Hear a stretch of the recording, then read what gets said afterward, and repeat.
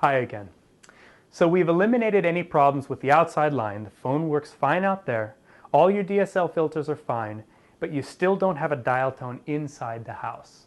The last thing we can check for is interference caused by electronic equipment inside your home.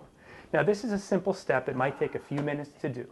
But what you're going to do is go around your house and unplug all electronic items in your house. Okay. So all electronic devices are now unplugged in your house. Plug your phone directly into the wall, pick up the receiver, and listen for a dial tone. If you get one, that's great. Now you're going to plug in one electronic device, go to your phone and listen for a dial tone to test. Plug in the second electronic device, go to your phone and test. Do this until all of your electronic devices are in. Oftentimes, the most recent electronic device you've added is the very thing that's causing interference. It also could be multiple devices that are causing the interference, so it's very important to test the phone line after you plug in each device. So hopefully we've fixed your problem and your phone is working fine now.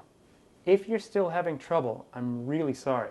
If you do have an AT&T maintenance plan, we will be glad to come out and fix your problem for no fee. If you don't have a maintenance plan, no problem. We'll be happy to come out and fix it for a small charge. Just visit repair.att.com to schedule a repair ticket and we'll come out and fix your problem. Thank you for watching.